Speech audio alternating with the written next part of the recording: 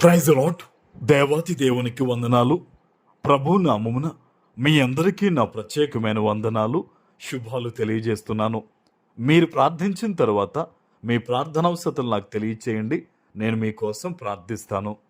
ఈ దినము కొరకు ఏర్పాటు చేయబడిన దేవుని వాగ్దానము యెషయా గ్రంథము 66 అధ్యాయము 13వ వచనము. ఒకని తల్లి వానిని ఆదరించినట్లు నేను మిమ్మును ఆదరించెదను. దేవుని నామానికి మహిమ కలుగునుగాక. ఈ ఉదయకాల సమయంలో సర్వ సృష్టికర్త అయిన నీ తండ్రి నిన్ను ఆశీర్వదించి గొప్ప వాగ్దానాన్ని నీకు అందిస్తూ ఉన్నారు. హల్లెలూయా. ఒకని తల్లి వానిని ఆదరించినట్లు. తల్లి తన బిడ్డను ఏ విధంగా ఆదరిస్తుందండి? గుండెల్లో పెట్టుకుని పోషించుకుంటుంది కదా. ఆ బిడ్డకి ఏ కష్టం వచ్చినా మొదటిగా తల్లి తండ్రి అడ్డంగా వచ్చేస్తారు. ఆ బిడ్డకి ఏ ప్రమాదం జరుగుతుందని తెలిసినా సరే తల్లి తండ్రి మొదటిగా నిలబడతారు కదా. ఈరోజు దేవుడు చెప్తూ ఉన్నారు, ఒకని తల్లి వారిని ఏ విధంగా అయితే ఆదరిస్తుందో, ఇదిగో నేను మిమ్మల్ని ఆ రీతిగా ఆదరిస్తానంటున్నాడు.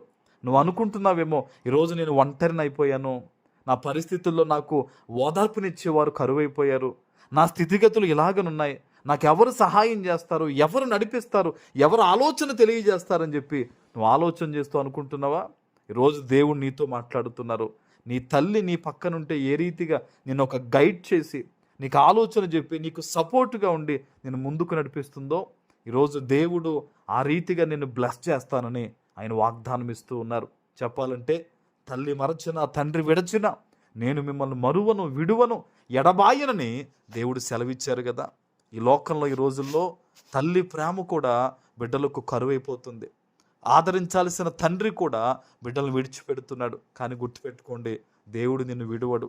ఆయన ఏమాత్రమూ కూడా కనురెప్పపాటైనను కూడా నిన్ను విడిచిపెట్టనని ఆయన వాగ్దానం ఇస్తూ ఉన్నారు. దేవుని సన్నిధిలో యథార్థంగా జీవించు, దేవుని కొరకు నీతిగా బ్రతుకు. నీ ప్రవర్తన అంతటి యందు కూడా నువ్వు దేవుని యందు భయభక్తులు కలిగి జీవిస్తూ ఉంటే దేవుడు నిన్ను నీ సమస్తాన్ని కూడా అంతకంతకు విస్తరింపజేసి ఆయన ఆశీర్వదిస్తాడు. అందుకనే ఆయన ఎప్పుడూ ఒక మాట చెప్తారు, నీ విశ్వాసము నిన్ను స్వస్థపరుస్తుంది. నువ్వు నా యందు భయభక్తులు కలిగి ఉంటే నా దూత నీకు కాపుదలుగా ఉంటుందనే లేఖనం ద్వారా ప్రభు చెప్తూ ఉన్నాడు. ఈరోజు ఎక్కడి నుంచి ఎలాంటి పరిస్థితుల మధ్య నువ్వు దేవుని వాగ్దానాన్ని వింటూ ఉన్నావో విశ్వాసంతో ప్రార్థన చే. ప్రభువా, ఇదిగో నాకు ఈ విషయంలో నీ సహాయం కావాలి. ఈరోజు నేను ఇక్కడికి వెళ్తున్నాను ప్రభువా, మీరు తోడురండి. ఈరోజు నేను ఎలా మాట్లాడాలో నాకు తెలియచేయండి. ఈ శోధన నుంచి మీరు తప్పించండి.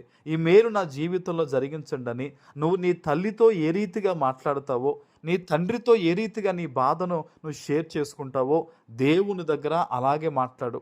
దేవుని దగ్గర ప్రార్థన చేయి. చెప్పు, ప్రతీదీ కూడా నువ్వు దేవునికి తెలియచేయి. ఆయన అన్నీ కూడా అర్థం చేసుకునే దేవుడు, అర్థం చేసుకునే నీ అవసరాన్ని తీర్చే దేవుడు, నిన్ను కాపాడే దేవుడు. కాబట్టి దేవుని సన్నిధిలో అలాగున ఈరోజు ప్రార్థన చేయండి. ప్రభు అంటున్నాడు, నేను మిమ్మల్ని ఆదరిస్తానన్నాడు. కాబట్టి ఆయన ఖచ్చితంగా తన మాట నిలబెట్టుకుంటాడు. నువ్వేమాత్రం బెంగపడొద్దు, ఎవ్వరు నన్ను చూడలేదు అని నువ్వు అసలు దిగులు పడొద్దు. ప్రభు నీకు తోడుగా ఉన్నాడు. ఆయన ఈరోజు నిన్ను ఆదరిస్తూ ఉన్నాడు గనక ఆయన కృప నీ మీదకు రాబోతూ ఉంది. విశ్వాసంతో ప్రార్థన చేయి. ఆమెన్. ప్రార్థన చేసుకుందాం. పరిశుద్ధుడా, ప్రేమ కలిగిన తండ్రి, మీకు వందనాలు. ఈ ఉదయకాల సమయంలో మీరిచ్చిన ఈ గొప్ప వాగ్దానము ప్రతి బిడ్డ జీవితంలో నెరవేర్చి స్థిరపరచమని యేసు నామమున ప్రార్థిస్తున్నాను తండ్రి. ఆమెన్.